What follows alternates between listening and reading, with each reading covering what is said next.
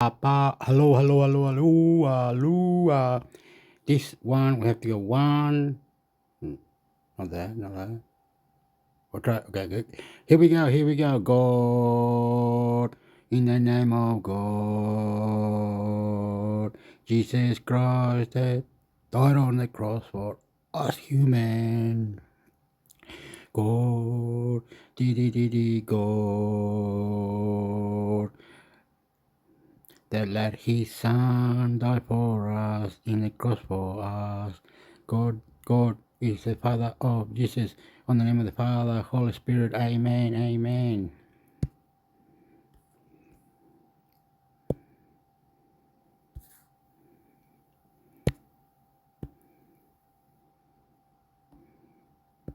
Free AI-powered text-to-video generator, creator, and editor. AI Chat. Powerful AI models in one platform. AI Draw. Turn drawings into visually captivating masterpieces. Face Swapper. Electrify your media with face-swapping magic. Image Maker. Infinite world of visual possibilities. AI Writer. Elevate your marketing and SEO-friendly content game. Video Maker. Instant videos for multi-platform campaigns. Logo Maker. AI-generated brand logos and brand kits. Design Maker. Stunning visual content with dynamic templates. Speech Maker. Natural-sounding voices from text script. Color Matcher. Use AI to match colors for the perfect palette. Graphic Maker. Free SVG vectors within browser editor. Font Pairer. Generate stunning font combinations with AI. Calendar. A collection of social holidays and events. Quick, simple tutorials to get started. Learn more about AI, design, and marketing. Help us expand our growing community. Scale your creative production with AI.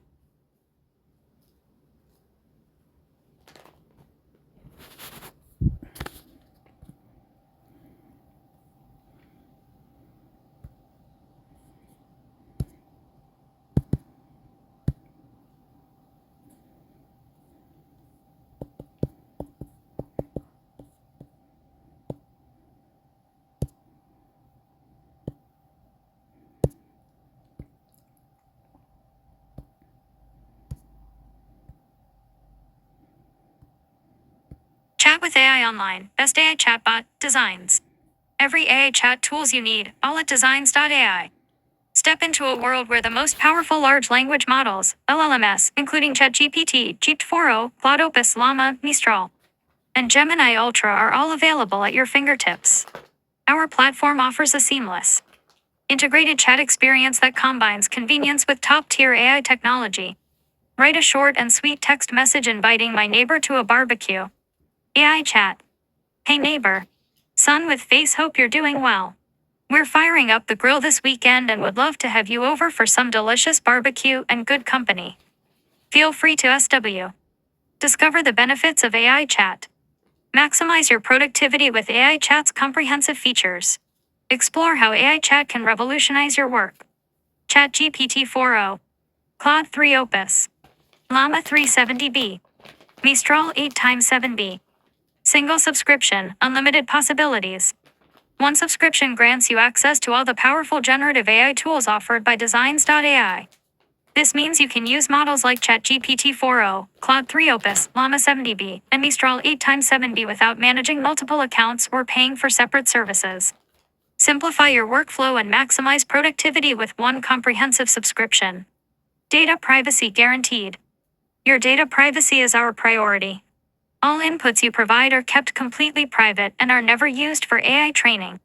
You can confidently use AI chat, knowing your sensitive information remains secure and confidential. Unified chat history. Easily view and manage all your chat history in one place, even when using different LLM models.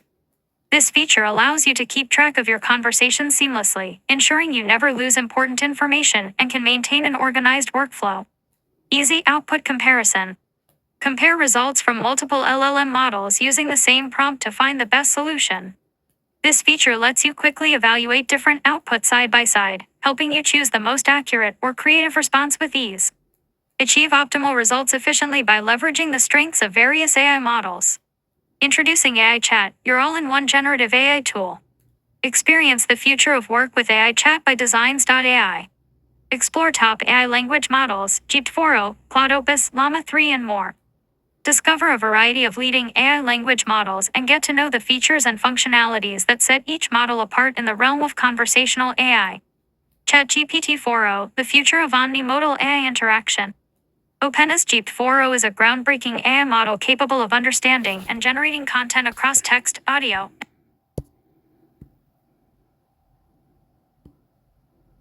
Chat with AI online, best AI chatbot, designs. Every AI chat tools you need, all at Designs.ai. Step into a world where the most powerful large language models, LLMs, including ChatGPT, GPT-4o, Claude Opus, Llama, Mistral, and Gemini Ultra are all available at your fingertips. Our platform offers a seamless, integrated chat experience that combines convenience with top-tier AI technology. Write a short and sweet text message inviting my neighbor to a barbecue. AI chat. Hey neighbor. Son with face, hope you're doing well. We're firing up the grill this weekend and would love to have you over for some delicious barbecue and good company.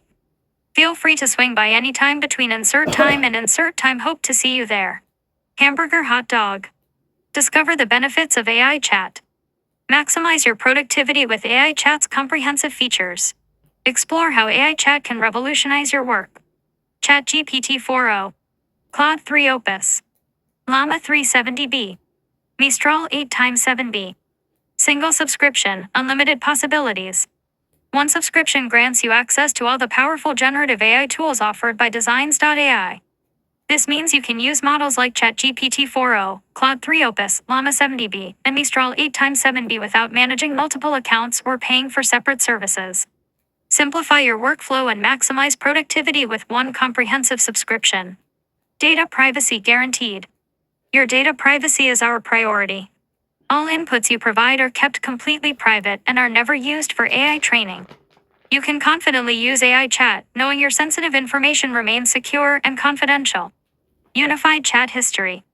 Easily view and manage all your chat history in one place, even when using different LLM models. This feature allows you to keep track of your conversations seamlessly, ensuring you never lose important information and can maintain an organized workflow. Easy output comparison. Compare results from multiple LLM models using the same prompt to find the best solution. This feature lets you quickly evaluate different outputs side by side, helping you choose the most accurate or creative response with ease. Achieve optimal results efficiently by leveraging the strengths of various AI models. Introducing AI Chat, your all-in-one generative AI tool. Experience the future of work with AI Chat by Designs.ai. Explore top AI language models, GPT-4o, Claude Opus, Llama 3, and more. Discover a variety of leading AI language models and get to know the features and functionalities that set each model apart in the realm of conversational AI. ChatGPT 4o, the future of omnimodal AI interaction. OpenAI's GPT-4o is a groundbreaking AI model capable of understanding and generating content across text, audio, and visual inputs in real time. With enhanced multilingual capabilities and optimized tokenization, GPT-4o offers quicker and more natural human-computer interaction, integrating advanced safety features for diverse outputs. Claude Opus, high-efficiency AI for enterprise solutions. Claude Opus is optimized for efficiency and scalability, making it particularly effective for enterprise applications requiring robust, scalable AI solutions. It is best utilized for automating customer interactions, streamlining workflows, and analyzing large volumes of data. Coming soon, Gemini Ultra, dual-mode AI for interactive and analytical tasks. Gemini Ultra excels in both interactive communication and analytical processing, making it a versatile tool for businesses needing dynamic AI capabilities. Use Gemini for engaging customer service bots as well as for deep data analysis and insights. Llama, flexible AI for customized applications. Llama is known for its adaptability to various custom applications. This model is highly configurable, making it ideal for specialized tasks in sectors such as Chat with AI online, best AI chatbot, designs. Every AI chat tools you need, all at Designs.ai.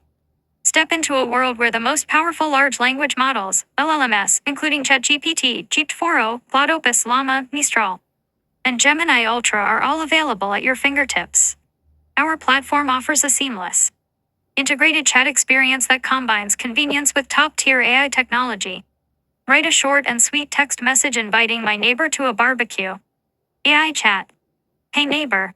Son with face, hope you're doing well. We're firing up the grill this weekend and would love to have you over for some delicious barbecue and good company. Feel free to swing by anytime between insert time and insert time. Hope to see you there. Hamburger hot dog. Discover the benefits of AI chat. Maximize your productivity with AI chat's comprehensive features. Explore how AI chat can revolutionize your work.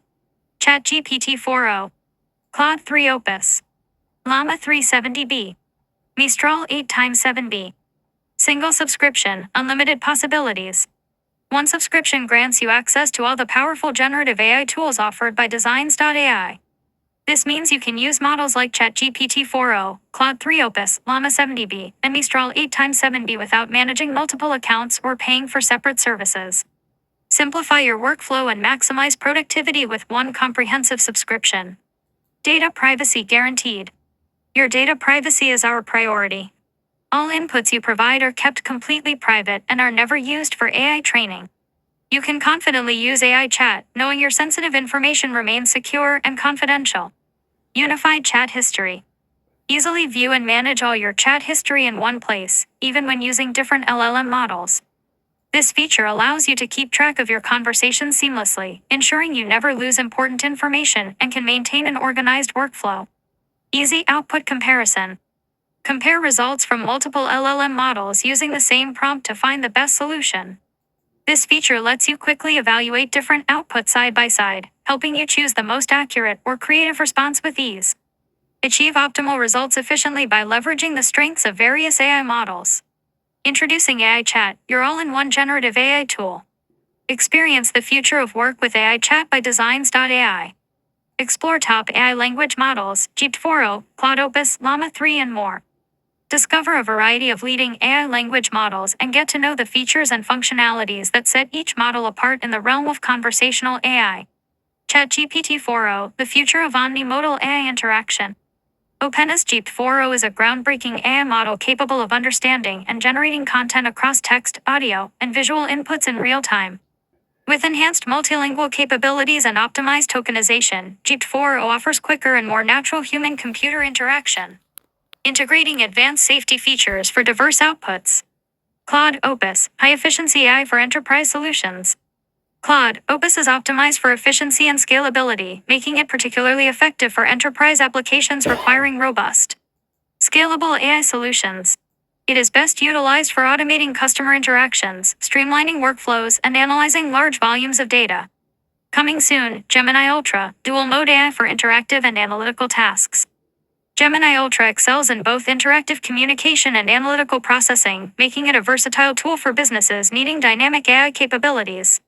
Use Gemini for engaging customer service bots as well as for deep data analysis and insights. Llama, flexible AI for customized applications. Llama is known for its adaptability to various custom applications. This model is highly configurable, making it ideal for specialized tasks in sectors such as legal and technical fields where tailored responses are crucial. Mistral, AI tailored for long-form content generation. Mistral is specialized in generating coherent and contextually appropriate long-form content. It is particularly useful for writers, researchers, and professionals who need assistance in drafting detailed reports, research papers, and lengthy articles. Coming soon, Grok, advanced AI for data analysis and pattern recognition. Grok AI excels in data analysis and pattern recognition, ideal for finance, healthcare, and research. It quickly processes large datasets, identifies patterns, and develops predictive models, enhancing decision-making and operational efficiency in data-driven industries. How to use AI Chat. Start chatting. Type your query and/or upload an image, PDF, or URL for analysis. Switch model anytime. Switch AI models based on what you need. Access history. Revisit past conversations and outputs by accessing your chat history. Explore the possibilities with AI Chat. AI Chat is more than just a conversation platform. It's a versatile tool that can assist you in various tasks, from answering questions to analyzing documents. Discover the endless possibilities and see how AI Chat can simplify your life and work. Instant answers. Get quick responses to your questions on a wide range of topics. Document analysis. Upload documents, images, or URLs for summarization and key information extraction. Research assistance. Ask for help with research topics and receive curated information and summaries. Language translation. Translate text between multiple languages seamlessly. Educational support. Get explanations and answers to academic queries across various subjects. Technical support. Troubleshoot issues or get guidance on technical matters. Content creation. Generate ideas, outlines, or content for articles, blogs, and more. SEO enhancement.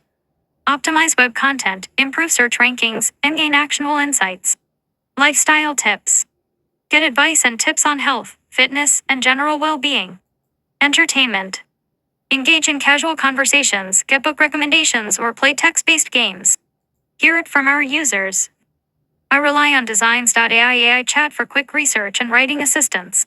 The variety of language models ensures I can produce all-round well-informed content for different audiences efficiently. James Lee, freelance writer. The platform's ability to provide varied perspectives and solutions using different AI models is unparalleled. It's an essential tool for consulting, allowing us to offer more innovative solutions to clients. Elena Ivanova, business consultant. Designs.ai AI chat has revolutionized how we teach languages. Having access to multiple AI models on one platform means we can offer tailored learning experiences without the high costs of multiple subscriptions. Jonathan Kim, educator. As a startup, the budget is tight. Being able to access various AI tools in one place without multiple fees is incredibly cost-effective. It's also super convenient for our diverse team's needs. Sophia Patel, startup founder. For academic research, the breadth of AI models helps me gather a wide range of insights and information, which is invaluable. It's like having an expert in every field available at any time. Amina Yusuf, research analyst. Recruiting has become more innovative with AI chat. We're able to simulate different interviewing styles and techniques, making our processes more robust and inclusive. David Rossi, HR manager. Frequently asked questions, FAQs. 1. What is AI chat? Designs.ai's AI chat is a platform that combines multiple large language models, LLMs, like ChatGPT, Gemini, Claude, and Llama, providing users with a seamless chat experience across various AI models. 2. How do I use AI chat? 3. How can I switch between different AI models on AI chat? 4. How secure is my data? 5. Will Designs.ai use my inputs and outputs to train AI models? 6. Is there a way to access my previous conversations? 7. How is my chat history managed? 8. Can I upload documents for analysis in AI chat? 9. What is a shared link and how do I create one in AI chat? 10. Can I delete a shared link? 11. What should I avoid sharing in public AI chat conversations? 12. What is an LLM, large language model? 13. What is ChatGPT? 14. What is Claude? Step into the future with Designs.ai AI chat. Whether you're looking to enhance business efficiency, accelerate learning, or simply explore the potential of AI, our platform is designed to meet your needs. Don't wait. Start your AI journey today and unlock new possibilities.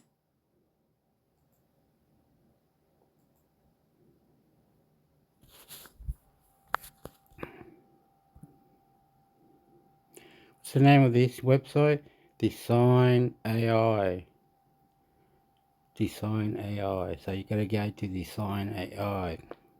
Okay, we've done that one. We were on this one we actually. This one, the same Design AI. They're the same. Look, both. This one is.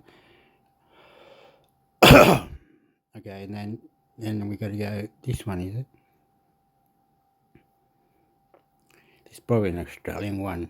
Viva Australia! Vamos! Australia! Counted, running, news, and news.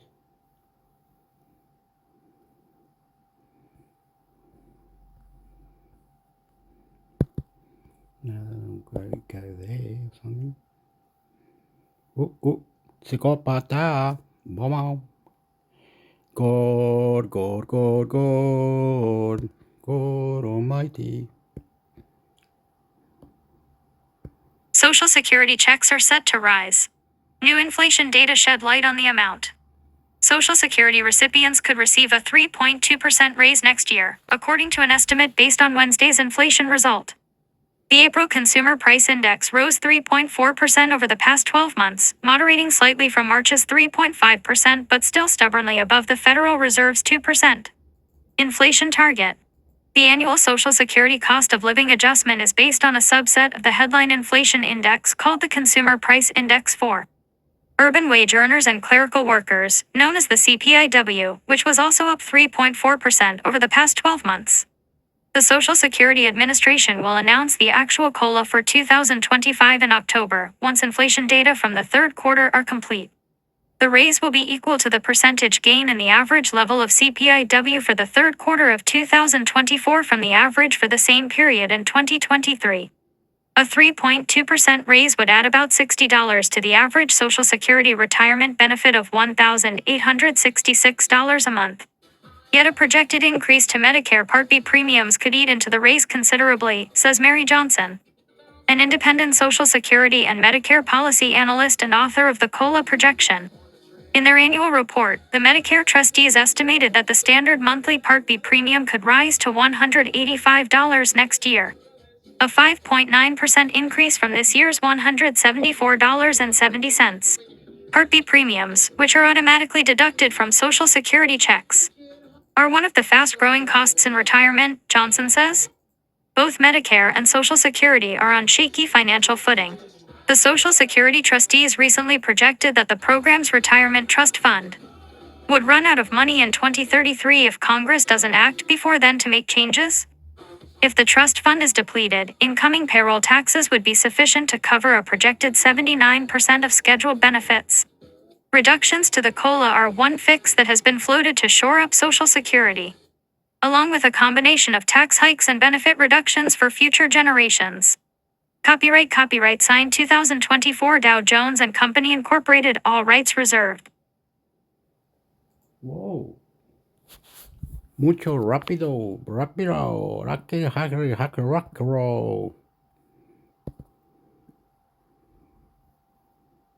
Rocko.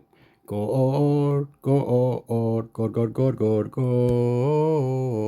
on. The dollar is at its strongest since the 1980s. Can it last? For a decade now, currency markets have been ruled by the strengthening dollar. But no kingdom lasts forever. Contrary to what many on Wall Street expected, the US dollar has gotten a fresh wind this year, as bumpy inflation data has prompted investors to dial back bets on rate cuts. Measured against other currencies, the greenback is still below the recent 2022 peak when an aggressive Federal Reserve was raising interest rates. But it remains historically expensive in inflation-adjusted terms, just 10% shy of the level at which Richard Nixon ended gold convertibility in 1971. For example, according to data from the Bank for International Settlements, it hasn't been so consistently strong since the 1980s when the Fed was headed by Paul Volcker, the epitome of the hawkish central banker.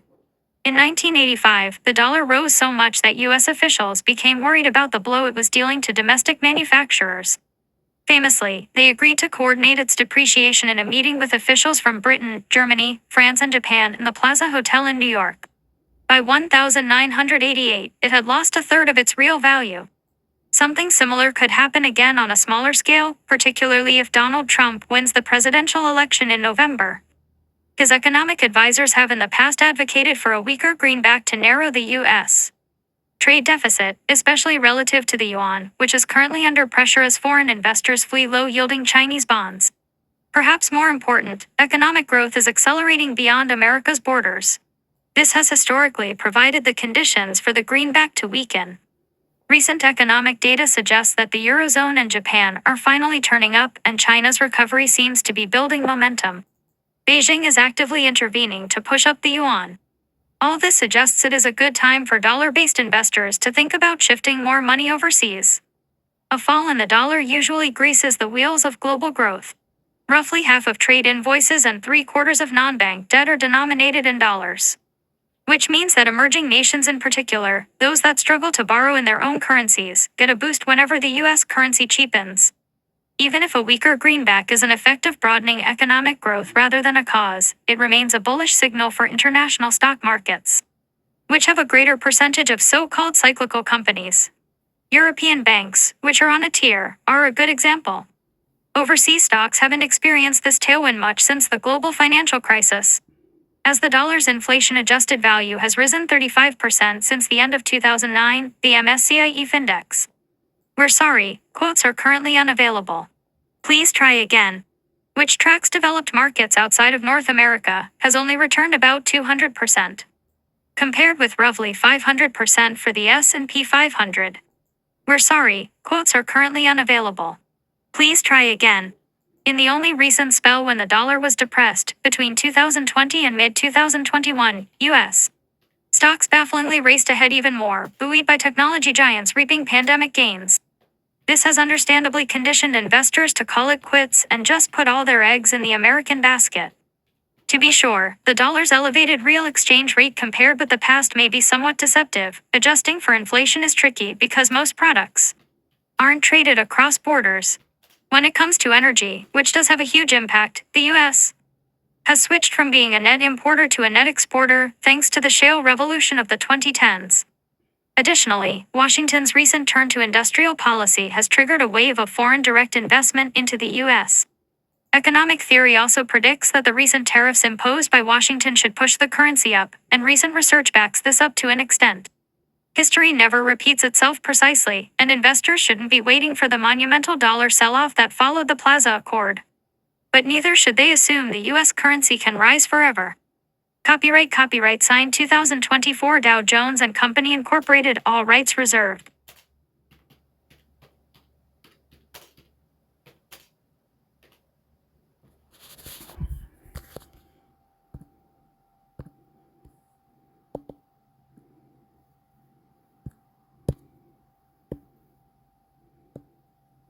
Renting forever and trying to create a strong financial future.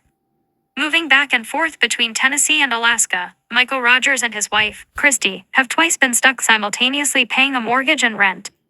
Once, in 2006, the situation dragged on for 8 months, finally ending when they sold their house in Tennessee for $20,000 below what they'd paid for it. Other adventures in homeownership ended well. The couple doubled their money after selling a fixer-upper. Then later, with another property, they had to pay out $30,000 to fix a mudslide around their home, a mistake caused by the builder. 2 years ago, the Rogerses moved to Kingsport, in northeastern Tennessee, where they signed a lease on an apartment they thought would be a year-long stopgap before buying again. The couple just renewed their lease for a third year, and have decided to remain renters for good. Mr. Rogers, a construction manager, likes the convenience of being able to move when a job calls. Either by choice or by being priced out of the market, many people have decided that renting forever is their best or only option. Housing costs and interest rates have risen in the last few years, and it can make financial sense to rent. In the 1960s, the median house price was a little over twice as much as the average income. It's now nearly 6 times as much. Homeownership is a traditional strategy for long-term wealth building. For people who aren't planning to buy. Creating a strong financial plan without building home equity requires a different mindset. Owning a home isn't a magic bullet to secure retirement. Mr. Rogers has seen how being house poor has affected older family members, one of whom has 3/4 of her net worth tied up in her house. That situation leaves people with the option of borrowing against the equity in their home or selling the home to get at the value within it. He's focused on investing instead, preferring the liquidity and stability of the stock market. If you're buying something like a broad-based U.S. stock index, you're just kind of buying a slice of the entire U.S. economy, Mr. Rogers said. When you buy a house, your risk is concentrated literally down to one house, in one neighborhood, in one state. Mr. Rogers has found that people tend to focus on home equity over other factors. He thinks that can be a mistake. In the current market, particularly in my area, rent looks like an absolute bargain compared to what houses are selling for now, he said. That allows me to really bump up my savings rate. People are like, well, you're not building equity. Yeah, but I've got a 35% savings rate. I'm building investment accounts much faster than I would ever build equity in the house. Choosing to rent. As in any other market, predicting the future of rent charges is impossible. Rents could deflate as they did during the pandemic in New York City or balloon as they have in Amazon inflated Seattle. Housing prices could crumble as they did during the Great Recession or explode as they have in San Francisco. The key is to have a plan that covers you in a variety of scenarios. Renting can be a better financial decision. Owning can be a better financial decision, said Ramit Sethi, author of I Will Teach You to Be Rich. Too often, we simply buy because our parents told us to, and their parents told them to. Though he's a millionaire, Mr. Sethi has rented for the last 20 years in cities like San Francisco, New York, and Los Angeles. When he lived in Manhattan, he calculated that it would have cost him 2.2 times more per month to own than to rent. He emphasizes that your calculations have to include the phantom costs of mortgage interest, taxes, and maintenance, which is often estimated at 1 to 3% of a home's value. So he rented and focused on investing. He's a fan of index funds, target date funds, any long-term, low-cost investment.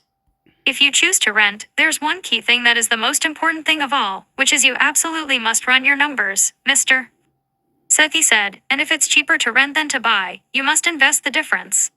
He also negotiates his rent, which he said many people weren't aware was an option. He recommends that renters pay attention to comparable housing costs in their area. If they can find better deals, they should go in at renewal time with documentation. It doesn't always work, he said. When it does, it's a huge benefit. Over the last century, the S&P 500 has returned an average of about 7% a year when adjusted for inflation. Mr. Sethi said most people had no idea what the stock market was returning. But you need to know that number, he said. Because it tells you what your opportunity cost is, in other words, how much you could be making if you just put money into the market. Planning your finances while renting also has an emotional element. Mr. Sethi said people shouldn't feel guilty if they were renting. Remember that there are literally millions of people in America who rent and invest the difference, he said. You're not some weirdo just because you're choosing to rent. I do it, and plenty of other people do it. Running the numbers. I am constantly being asked why I'm not buying a house, said Miranda Marquit, who is in her mid-40s and living in Idaho Falls, Idaho. People think it's weird. Ms. Marquit earns between $10,000 and $12,000 each month and has been creating an investment portfolio for the last 25 years and multiple income streams for the last 15 years. If you want to start planning a successful financial life without homeownership, she suggests starting with retirement calculators at investor.gov. When deciding how much I'm going to invest each month, I take a very conservative approach and assume a 6% rate of return, she said. I know a lot of people will say you should assume a much higher rate of return, especially if you're investing in stocks. But I like to err on the side of caution. You'll need to factor in how much rent is likely to increase over time. Ms. Marquit uses a 3% inflation-based estimate to come up with the number of how much you're going to need in retirement. Figuring out whether you're set for retirement is about running the numbers, whether you rent, have a mortgage, or are building a rental empire, she said. Look at what you want to do in retirement and estimate your monthly needs. Then figure out how you'll meet those monthly needs. The renting-only strategy. This is very much my life, said Berna Knott, who lives in the San Francisco Bay Area. I don't see homeowning in my future. When someone says she's throwing away money on renting, she thinks of friends who have homes. They're like, oh, we can't go on vacation for 2 years because termites have eaten the foundation of our bathroom, or like, yeah, we actually can't hang out this weekend because we are on our hands and knees tiling the grout of our decrepit sunroom, she said. Forever renting is very much a movement. It's a lifestyle. It comes with a cost. The theoretical equity many plan as a stronghold of their retirement. Ms. Anat, author of Money Out Loud, said replacing that home equity and living a renting lifestyle was about diversification and maximizing investments.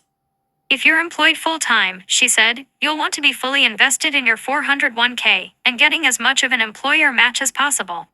Ms. Anat recommends opening up another fund as well, such as a Roth individual retirement account.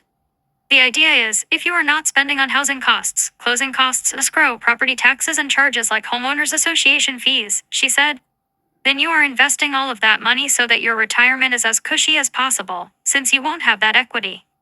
For me, as a forever renter, I have all those things and I'm investing as aggressively as possible, she said. In the short term, Ms. Anat said, you also need to plan for real-world volatility. Your rent could spike, or your building could get sold. She recommends an emergency fund of at least 6 months and a spreadsheet detailing your plan if you lose housing. If you were to have to move out of your apartment tomorrow, what is the actual plan for your funds and your life? She said. It's almost like those earthquake escape plan situations. Another consideration is your credit score. Keep it clean. Make your payments on time and try to keep the amount you owe low compared with your limit. The usual advice is to restrict your borrowing to 30% of your credit limit. Ms. Anat tries to stick to 10 to 15%. Maintaining a strong credit score is critical, she said, because landlords are looking at that. And you're more likely to have to shop the market again next month or next year and impress a landlord. You also need to protect yourself by understanding landlords' rights versus renters' rights where you live, as they varies by city and state. Buy renter's insurance, which is usually affordable. Overall, Ms. Anat said, you have to stabilize your life with as much financial backup as possible. It reminds me so much of being self-employed, she said. Being self-employed means that you have to make your own plan for health insurance. You have to DIY your plan for retirement. It's a little bit more of getting into that mental mode. Copyright signed copyright 2024. All rights reserved by the New York Times Syndication Sales Corp. This material may not be copied.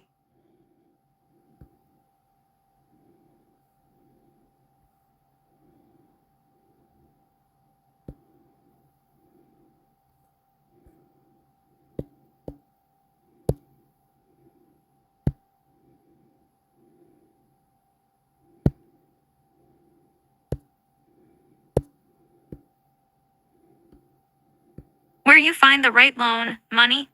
Get personalized rates. Save money. No time wasting. You're in control.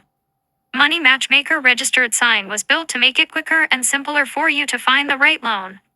Let us know who you are and what you're looking for. A little bit of information goes a long way in helping us find the right loans for you.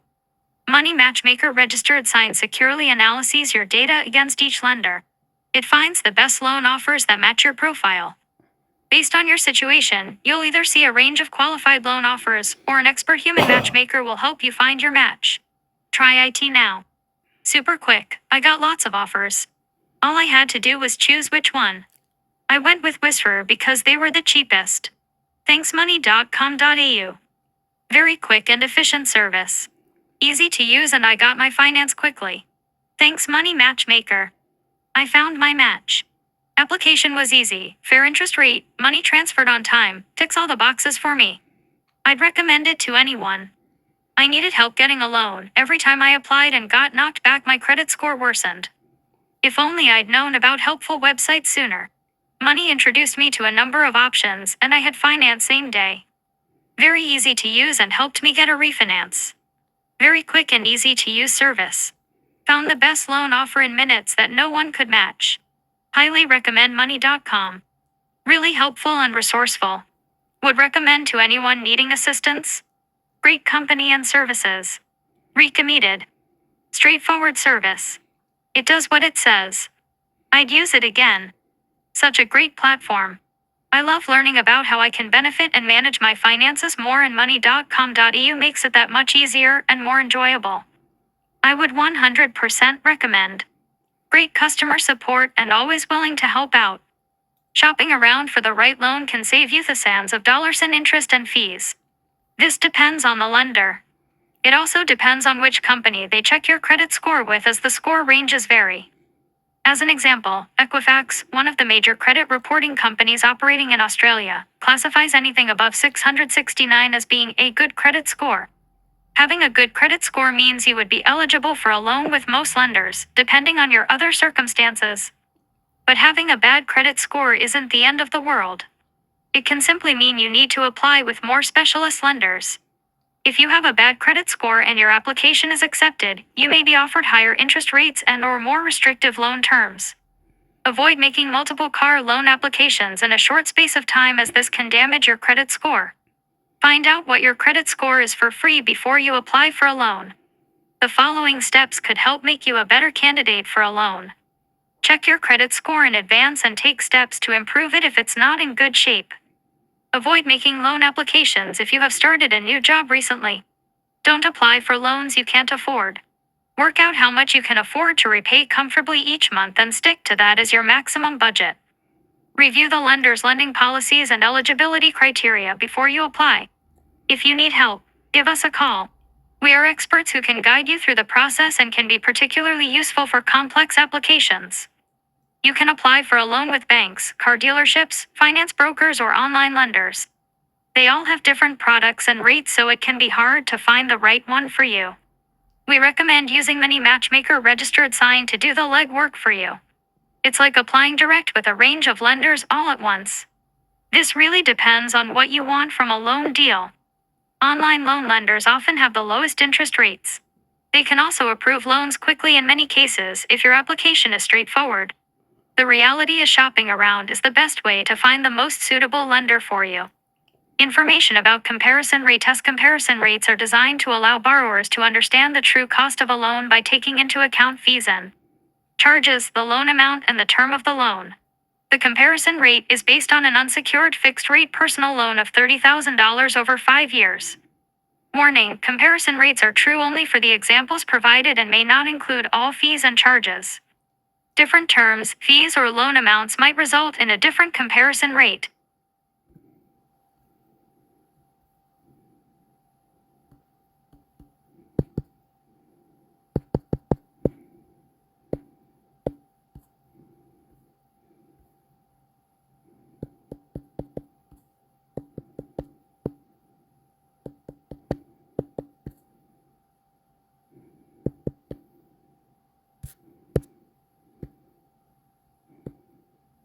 Best Home Loan and Refinance, Cashback Offers, June 2024. Police Bank, Fixed Rate Home Loan. Up to $2,000 cashback. $300 K-Min loan amount. Max LVR of 95%. Eligible external refinancers only. Closes June 30, 2024. 5.79% PA, fixed for 3 years. 5.99% PA, fixed for 2 years. 6.76% PA 3-year fixed. 6.91% PA 2-year fixed. Reduce home loans, homeowner's dream fixed cashback. Up to $2,000 cashback for loans, $500 K loans, and up to $10,000 cashback for loans, $2 million. $250 K-Min loan amount. Max LVR of 80% or 70% for higher loan amounts. Available for first home buyers and external refinancers. Closes June 30, 2024. 5.99% PA, fixed for 3 years. 6.29% PA. BOC, owner-occupied fixed special offer. Up to $2,000 cashback. $250 K-Min loan amount. Max LVR of 90%. Eligible external refinancers only. 5.99% PA, fixed for 3 years, 0.35% PA discount. 6.40% PA. Greater Bank, Great Rate Home Loan. Up to $2,000 cashback for loans, $250 K loans, or $2,500 for loans, $500 K. $250 K-Min loan amount. Max LVR of 80%. Available on owner-occupied and investment home loans. 6.09% PA variable. 6.10% PA. Newcastle Permanent Building Society, Real Deal Home Loan, Special 1. Up to $3,000 cashback. $250 K-Min loan amount. Max LVR of 80%. Eligible external refinancers only. 6.09% PA variable. 6.13% PA. RAMS, Essential Home Loan. Up to $3,000 cashback. $250 K-Min loan amount. Max LVR of 70 to 80%. Eligible external refinancers only. Apply by 30/6/24 and settle by 31/10/24. 6.09% PA variable. 6.16% PA. RAMS, Essential Home Loan. Up to $1,000 cashback, first home buyer offer. $250 K-Min loan amount. Max LVR of 70 to 80%. Eligible first home buyers. Apply by 30/6/24 and settle by 31/10/24. 6.09% PA variable. 6.16% PA. IM Bank, Budget Home Loan. Up to $2,000 cash back for loans $500 K $750 K or $4,000 for loans $750 K $1 mil. $250 K min loan amount. Max LVR of 80%. Must settle within 90 days. Eligible external refinancers only. 6.14% PA variable. 6.17% PA. Newcastle Permanent Building Society, Premium Plus Package Variable, Discount 1. Up to $3,000 cashback. $250 K min loan amount. Max LVR of 80%. Eligible external refinancers only. 6.14% PA variable. 6.48% PA. Me, basic home loan. Up to $2,000 cashback for loans $400 K loans or $3,000 for loans $700 K. $400 K min loan amount. Max LVR of 80%. Must settle within 120 days. Eligible external refinancers only. 6.17% PA variable. 6.19% PA. Greater Bank, Ultimate Home Loan. Up to $2,000 cashback for loans $250 K loan.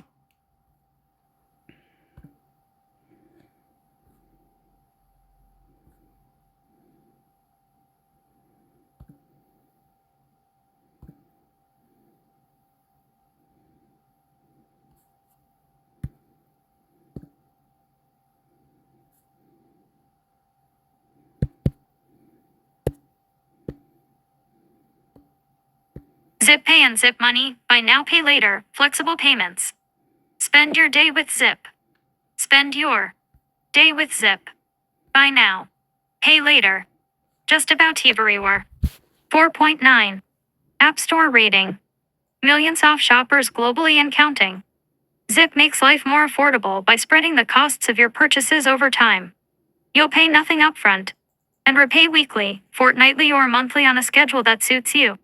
So you can spend with confidence, knowing you're in control of tomorrow. Zip accounts. Everyday account, interest-free. Enjoy $350 $1,000 to spend instantly once approved. Point 1 Sign up now. Bigger purchases account. Get a minimum of 3 months interest-free on every purchase. Always. Point 2 Sign up now. For your everyday. There's Zip Pay. For your everyday. There's Zip Pay.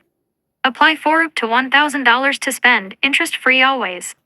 Zip Pay helps you navigate day-to-day life with ease by spreading the cost of your purchases over time. You'll pay nothing upfront and repay weekly, fortnightly, or monthly on a schedule that suits you, with no interest ever. With Zip, you're more in control of whatever comes your way. For your not-so-everyday, there's Zip Money. For your not-so-everyday, there's Zip Money. Apply for up to $5,000 credit to help you pay for your next step in life, every step of the way. For the expected and unexpected. For renovations and celebrations.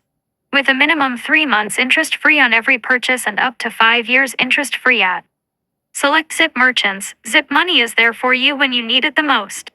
Repayment flexibility. We're not like the others. We'll bundle your purchases and let you align your repayments to suit your pay cycle. Repay on a convenient weekly, fortnightly, or monthly schedule. Problem with a purchase? No problem. Shop safely with Zip, and if something goes wrong with your purchase, doesn't arrive, or is significantly not as described, don't stress. We're here to support you throughout the refund process with our buyer protection policy. Eligibility and exclusions apply. View buyer protection details. Earn instant cashback. Not only are we flexible, we're rewarding too. Earn instant cashback when shopping at our rewards partners. Download the Zip app to browse and activate our range of offers. Shop cashback offers. All your purchases. All the ways to pay. All spread over time. Tap to pay with Zip Pay. Add Zip Pay to your phone's digital wallet to use everywhere Visa is accepted. Choose Zip at checkout. Speed through checkout at over 52,000 Zip merchants. Use a single-use card. Gone are the days of finding your wallet. Create virtual payment cards for one-time use and never share your card details again. The safe, secure, and private way to pay online. Pay BPay registered sign billers. Pay your bills and repay us on a schedule that suits you, spreading the cost over time. Point 3. All this and lots more. All inside the Zip app. Loved by millions of shoppers globally and counting. Best buy now, pay later option available. Out of all the buy now, pay later companies, ZipPay has the most option available for using in store and online, having the create temporary card feature and Apple Wallet tap and pay features. Verified. In love with ZipPay. I wish I could give them more than 5 stars. Lucky to be born in the world of Zip, helped me get through many difficult times. Thank you so much, ZipPay. I love you. Verified. Very helpful in need. Zip is very helpful when you don't have money in your savings or credit card. Installment payments are very flexible. Verified. Zip is the best among them. I've used all the other platforms, and I think none is close to Zip. The flexibility and unlimited nature of transactions from BPay to credit card to an app purchasing. None of the others come near to it. Verified. Just love knowing I have Zip. I feel I have my own independence being able to have a system like Zip. I can purchase items I love for myself and for others too. To be able to pay back what I can afford without breaking the budget. Verified. I can use this anywhere. Literally in store or online, virtually on any, well almost, kind of purchase. Verified. Always there. If find Zip really easy to use and always there when I need them. ZipPay and Zip Money, buy now, pay later, flexible payments. Spend your day with Zip. Spend your day with Zip. Buy now, pay later. Just about everywhere. 4.9. App Store rating. Millions of shoppers globally and counting. Zip makes life more affordable by spreading the costs of your purchases over time. You'll pay nothing upfront and repay weekly, fortnightly, or monthly on a schedule that suits you. So you can spend with confidence, knowing you're in control of tomorrow. Zip accounts. Everyday account, interest-free. Enjoy $350, $1,000 to spend instantly once approved. Point 1. Sign up now. Bigger purchases account. Get a minimum of 3 months interest-free on every purchase. Always. Point 2. Sign up now. For your everyday. There's ZipPay. For your everyday. There's ZipPay. Apply for up to $1,000 to spend, interest-free always. ZipPay helps you navigate day-to-day life with ease by spreading the cost of your purchases over time. You'll pay nothing upfront and repay weekly, fortnightly, or monthly on a schedule that suits you, with no interest ever. With Zip, you're more in control of whatever comes your way. For your not-so-everyday, there's Zip Money. For your not-so-everyday, there's Zip Money. Apply for up to $5,000 credit to help you pay for your next step in life, every step of the way. For the expected and unexpected. For renovations and celebrations. With a minimum 3 months interest-free on every purchase and up to 5 years interest-free at select Zip merchants. Zip Money is there for you when you need it the most. Repayment flexibility. We're not like the others. We'll bundle your purchases and let you align your repayments to suit your pay cycle. Repay on a convenient weekly, fortnightly, or monthly schedule. Problem with a purchase? No problem. Shop safely with Zip, and if something goes wrong with your purchase, doesn't arrive, or is significantly not as described, don't stress. We're here to support you throughout the refund process with our buyer protection policy. Eligibility and exclusions apply. View buyer protection details. Earn instant cashback. Not only are we flexible, we're rewarding too. Earn instant cashback when shopping at our rewards partners. Download the Zip app to browse and activate our range of offers. Shop cashback offers. All your purchases. All the ways to pay. All spread over time. Tap to pay with ZipPay. Add ZipPay to your phone's digital wallet to use everywhere Visa is accepted. Choose Zip at checkout. Speed through checkout at over 52,000 Zip merchants. Use a single-use card. Gone are the days of finding your wallet.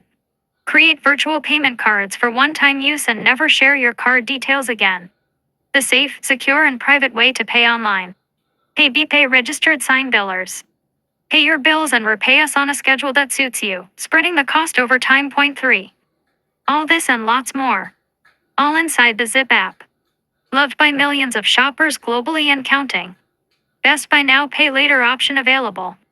Out of all the buy now, pay later companies, ZipPay has the most option available for using in store and online, having the create temporary card feature and Apple Wallet tap and pay features. Verified. In love with ZipPay. I wish I could give them more than 5 stars. Lucky to be born in the world of Zip, helped me get through many difficult times. Thank you so much, Zip Pay. I love you. Verified. Very helpful in need.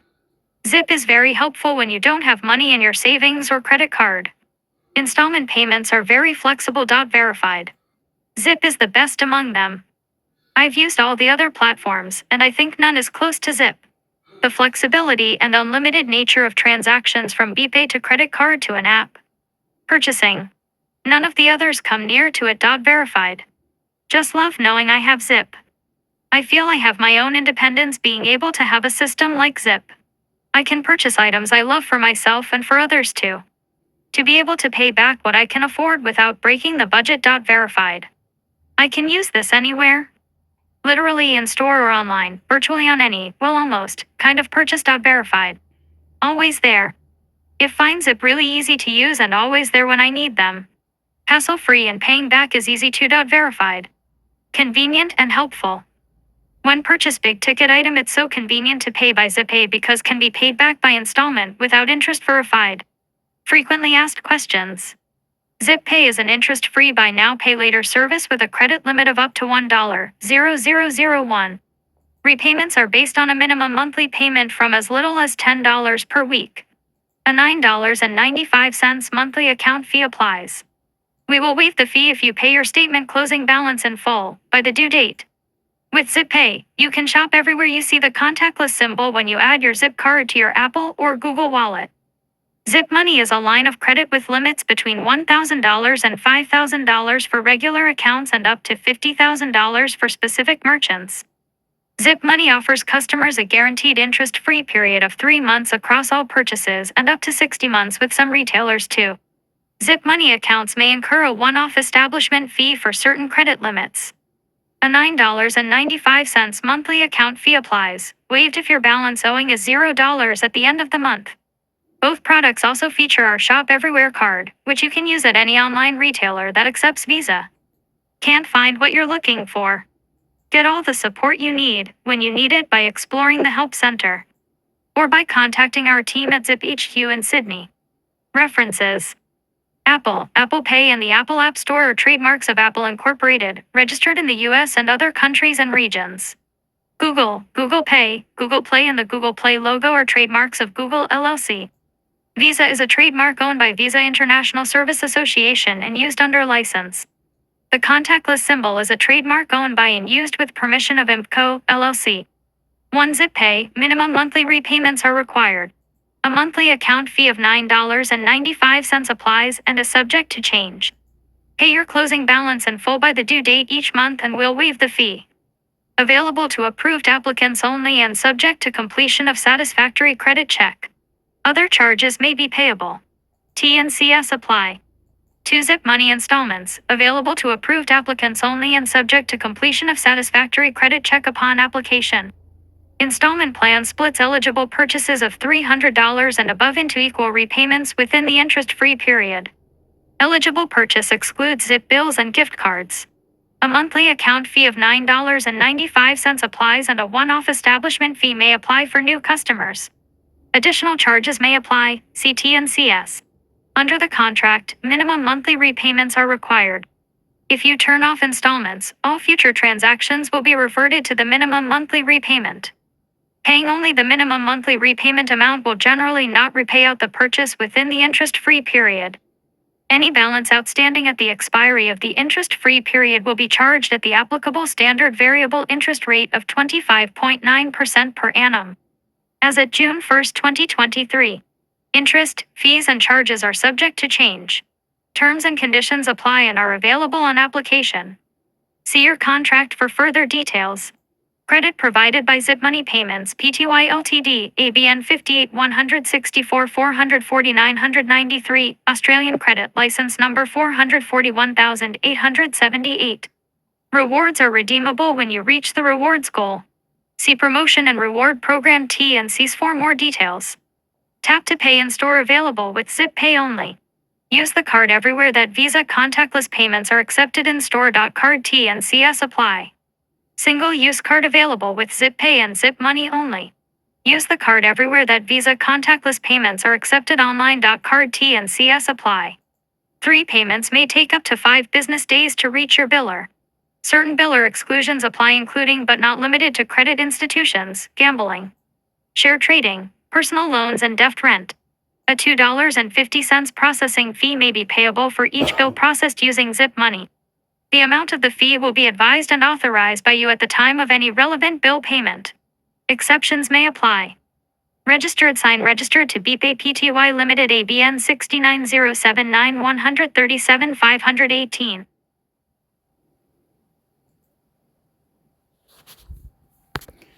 So you can get the Zip card or the Zip Pay Now, Pay Later at Play Store. What the hell are they talking about? Anyway, Hector. I don't know, man. Don't ask me. They know.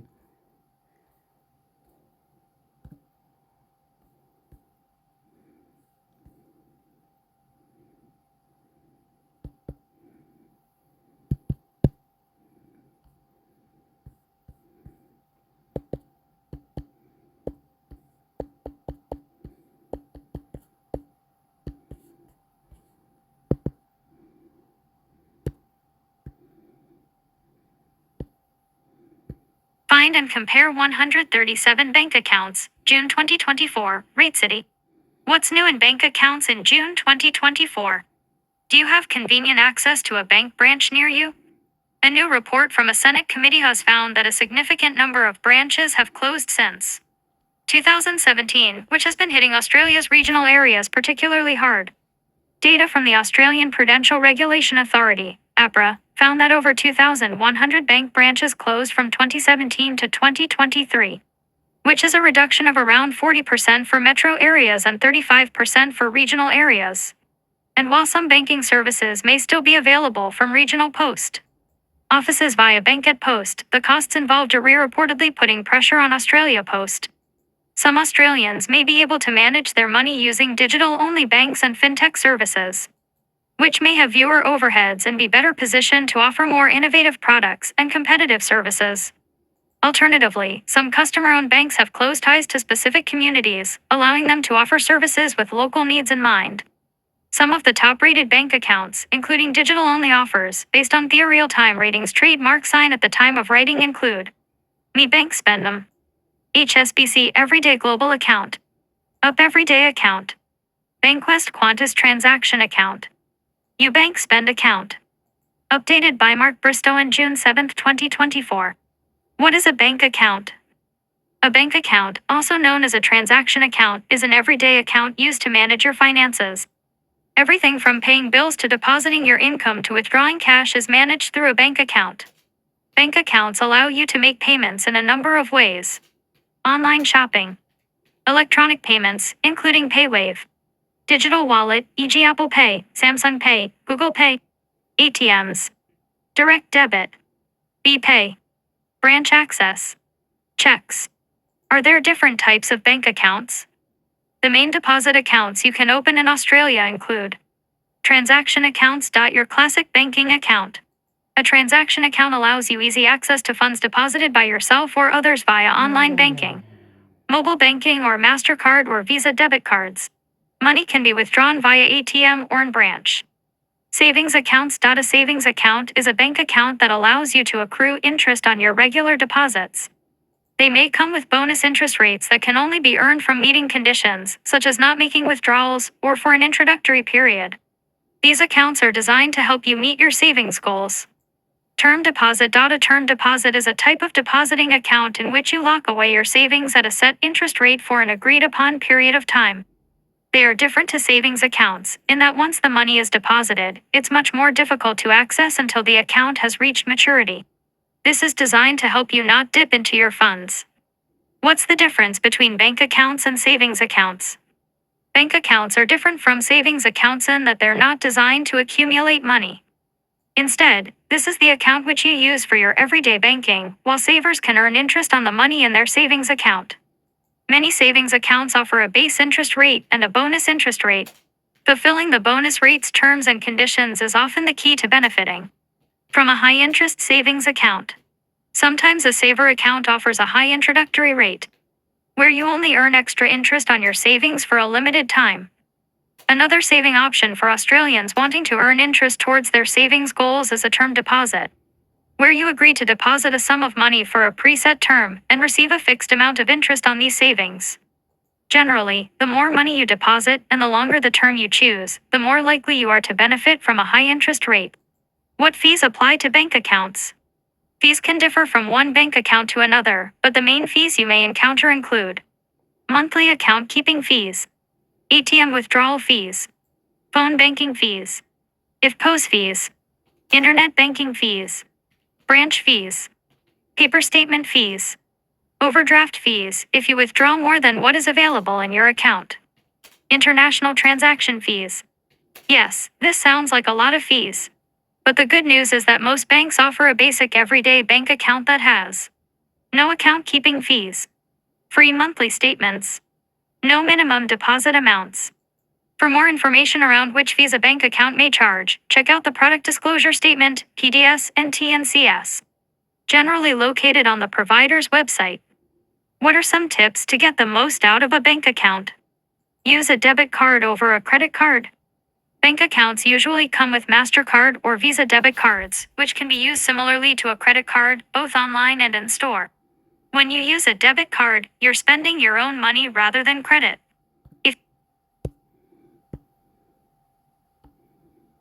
Find and compare 137 bank accounts, June 2024, Rate City. What's new in bank accounts in June 2024? Do you have convenient access to a bank branch near you? A new report from a Senate committee has found that a significant number of branches have closed since 2017, which has been hitting Australia's regional areas particularly hard. Data from the Australian Prudential Regulation Authority, APRA, found that over 2,100 bank branches closed from 2017 to 2023, which is a reduction of around 40% for metro areas and 35% for regional areas. And while some banking services may still be available from regional post offices via Bank at Post, the costs involved are reportedly putting pressure on Australia Post. Some Australians may be able to manage their money using digital-only banks and fintech services, which may have fewer overheads and be better positioned to offer more innovative products and competitive services. Alternatively, some customer-owned banks have closed ties to specific communities, allowing them to offer services with local needs in mind. Some of the top-rated bank accounts, including digital-only offers, based on Thea Real-Time Ratings trademark sign at the time of writing include Me Bank Spend'em, HSBC Everyday Global Account, Up Everyday Account, Bankwest Qantas Transaction Account, UBank Spend Account. Updated by Mark Bristow on June 7, 2024. What is a bank account? A bank account, also known as a transaction account, is an everyday account used to manage your finances. Everything from paying bills to depositing your income to withdrawing cash is managed through a bank account. Bank accounts allow you to make payments in a number of ways.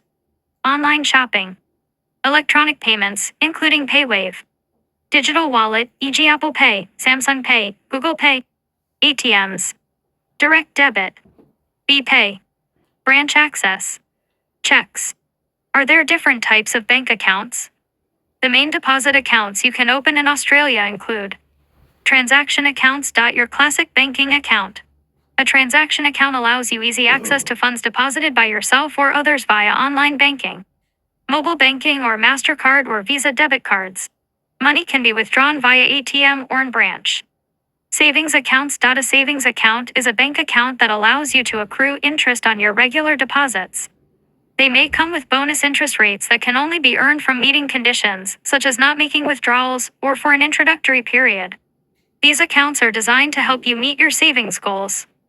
Term deposit. A term deposit is a type of depositing account in which you lock away your savings at a set interest rate for an agreed-upon period of time. They are different to savings accounts, in that once the money is deposited, it's much more difficult to access until the account has reached maturity. This is designed to help you not dip into your funds.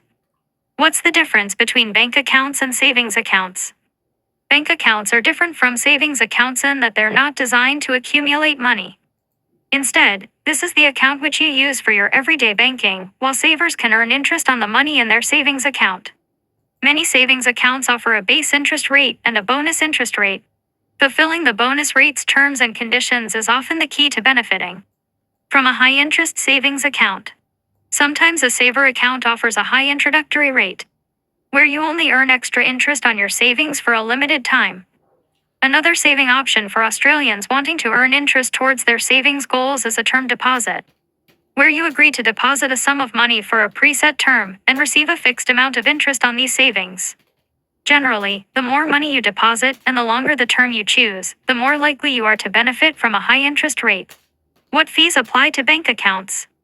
Fees can differ from one bank account to another, but the main fees you may encounter include monthly account keeping fees, ATM withdrawal fees, phone banking fees, IFPOS fees, internet banking fees, branch fees, paper statement fees, overdraft fees if you withdraw more than what is available in your account, international transaction fees. Yes, this sounds like a lot of fees. But the good news is that most banks offer a basic everyday bank account that has no account keeping fees, free monthly statements, no minimum deposit amounts. For more information around which fees a bank account may charge, check out the Product Disclosure Statement, PDS, and TNCS, generally located on the provider's website. What are some tips to get the most out of a bank account? Use a debit card over a credit card. Bank accounts usually come with MasterCard or Visa debit cards, which can be used similarly to a credit card, both online and in store.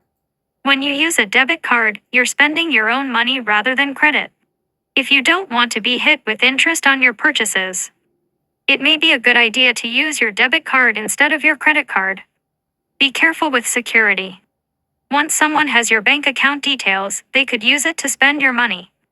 When it comes to your physical cards and online banking, it's worthwhile changing your codes and passwords often, and avoiding using predictable passwords or PINs, like your name or date of birth. Always check your bank statements to make sure you've been charged correctly and that there aren't any charges that weren't authorized by you. If there is a suspicious transaction, contact your financial institution immediately. Keep essential funds in your bank account. Australians sometimes save large amounts of money in their everyday transaction accounts, which can be a mistake. It may be better to keep only the money you need for your everyday banking in your transaction account and to move the rest to a savings account, where you can earn interest at a higher interest rate. You generally don't need to access large amounts day to day, so always budget and designate funds to where you think they best belong. Check out online and mobile platforms. Most banks, credit unions, or building societies have apps or websites for mobile banking or internet banking. These online banking platforms allow savers to view their balance, pay bills, or transfer money on the go. What are the pros and cons of having multiple bank accounts? Pros: different accounts for different purposes. If you like to be organized, then you may prefer using different bank accounts for different purposes. For example, you could have one bank account for day-to-day expenses, such as petrol and food, another account for rent or mortgage repayments, and a third account for your child's pocket money. For some people, this level of organization could be one way to budget effectively. Access special features and bonuses. Often, a bank, credit union, or building society will offer special rewards, bonuses, or benefits for opening a bank account, such as a lower introductory fee, waived account keeping fees, or even a fee-free deal. Opening up more than one bank account could increase these benefits. Banks also sometimes offer package deals. For example, the bank could offer you perks if you take out multiple banking products, including a bank account. It's important to do your research on any financial product before signing up and make sure you're signing up to one that best suits your financial situation, not the one with the most attractive perks. Cons: multiple bank accounts can just be plain confusing if you're not overly organized or lose track of things easily. Then multiple bank accounts might not be for you. Constantly moving and sorting funds can be complicated and time-consuming. If you prefer a more hands-off approach to your money, then one bank account may be the way to go. You can be hit with multiple fees. Bank accounts often come with a mixed bag of fees, from monthly account fees and overdraft fees to ATM withdrawal fees. So, having multiple bank accounts could increase your risk of paying more fees if you're opening multiple accounts to take advantage of features and benefits. Then be aware that once you add up the fees across multiple bank accounts, the benefits may not be worth it in the end. Which bank account is the best? Bank accounts are offered by basically every bank, credit union, and building society in Australia, from ANZ to Citibank, NAB, HSBC, Westpac, Bankwest, Commonwealth Bank, Suncorp, and UBank, to name just a few. Many everyday banking accounts from different institutions are fairly similar to one another, though a few offer special features and benefits that could benefit certain Australians, depending on their financial situation. There is no single best bank account for everyone, so always do your research to make sure you're getting one that suits your individual needs. Research Director Sally Tyndall is the Research Director for Rate City and a regular commentator on television and radio about personal finance matters. Since she joined Rate City in 2015, she has covered mortgages, credit, loans, superannuation, and more, and is passionate about helping everyday Australians get access to affordable finance options, making budgeting and everyday expenses easier for all. Sally is a regular contributor to news outlets including Fairfax's Sydney Morning Herald and The Age, and News Ltd's Daily Telegraph, The Herald Sun, and news.com.au. On TV, you can find Sally's expertise on programs from 7, 9, 10, ABC, and SBS.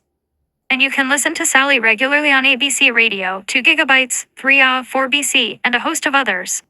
Alex Ritchie, Personal Finance Editor. Alex Ritchie was a personal finance writer and editor at Rate City, and has been writing about Australian finance for over 6 years. Her expertise and passion covers loans, credit, superannuation, and closing the gender pay gap. And she aims to help young Aussies to overcome their financial apathy. Alongside Rate City, Alex has been published in numerous publications, including Australia's Money Magazine, Business Insider, Lifehacker Australia, and in Health via NPS Medicine Wise. Frequently asked questions about bank accounts.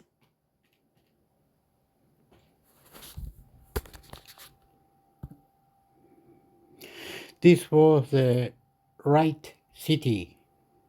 Right City. So it tells you about different banks and stuff. So it's all good. Now we need to go here. I need to go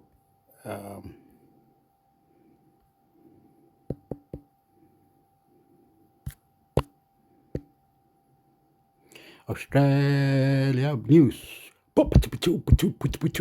Australia news. God coming to my body. God coming to my body. Anthony Albanese confirms meeting with China Premier Li Qiang, news.com.au, Australia's leading news site. Anthony Albanese will host Chinese Premier Li Qiang next week in a 4-day visit, which the Prime Minister says is an opportunity to continue to build relations with Australia's biggest trading partner. This is the second visit from a senior Chinese official to Australia this year, after China's Foreign Minister Wang Yi's visit in March. Mr. Albanese and Mr. Li will have lunch at an Adelaide winery, with Foreign Minister Penny Wong and Trade Minister Don Farrell and wine industry leaders just months after a contentious ban was lifted. Premier Li Qiang's visit to Australia is an important opportunity to engage directly on key issues for both our nations, Mr. Albanese said. China is Australia's largest trading partner, and our economic relationship continues to bring substantial benefits to both our countries. The lunch at the winery follows Beijing's decision to lift crippling sanctions on Australian wine in March. Last week, China also lifted sanctions on exports from 5 Australian meat processing facilities in NSW and Queensland.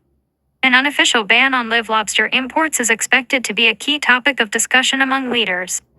Mr. Albanese will meet with President Xi Jinping's second-in-command for an official leaders' meeting in Canberra on Monday. Premier Li will then travel to Perth for a business roundtable and visit to a Chinese-owned lithium plant. Mr. Albanese told reporters on Tuesday he would also raise an incident in which a Chinese fighter dropped flares near an Australian Navy helicopter in May. It was dangerous and should not have happened. It will not happen again. So we will certainly be putting that forward, he told reporters in Canberra. During talks, Mr. Albanese will also press Premier Li over the suspended death sentence China handed to Chinese-Australian writer Yang Hengzhen in February. Premier Li will arrive in Australia on June 15, where he first will visit Adelaide Zoo, which homes the only 2 giant pandas in the Southern Hemisphere. When asked if he would use the upcoming meeting to call for the animals to remain in Australia, Mr. Albanese said that his government was pro-panda. We like panda bears and so do Australians so. There's been no announcement on that. But I think the presence of those pandas at Adelaide up to now has brought a great deal of joy, he said.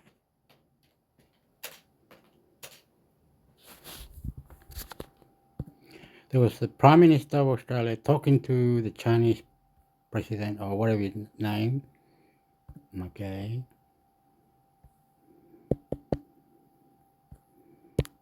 It's Australian news. Ridiculous. South African tradie may be denied residency due to son's diabetes. News.com.au, Australia's leading news site. A much-loved Geelong tradie and his family may be forced to return to South Africa after being told by immigration agents that their son's diabetes diagnosis could be a liability to taxpayers.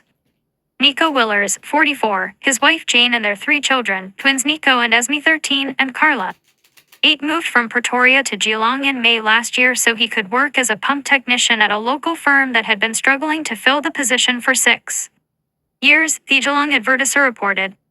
Webster Water Solutions sponsored the family on a 4-year temporary skill shortage 482 visa, with Katrina Harris, director of the Belmont-based business, describing Mr. Willers as a godsend and irreplaceable. Mr. Willers owned a similar business in South Africa but couldn't land any projects. He has more than 20 years of experience, Ms. Harris told the newspaper. We deal with pumps and water management. It's not something a plumber can do. We'd been searching all across Australia and New Zealand to find a technician. The family settled happily into their new life in the Victorian port city, but last August Nico was diagnosed with type 1 diabetes. He was very tired all the time and he complained about a sore stomach, Mr. Willer said. After Nico went downhill fast, he was rushed to Geelong Hospital and spent 5 days in intensive care. He now monitors his insulin and blood sugar multiple times a day via an app on his phone. Mr. Willers told the Geelong Advertiser that the family wanted to stay in the city but had been told by multiple immigration agents that they may not be granted permanent residency due to Nico's diabetes, which is considered a disability.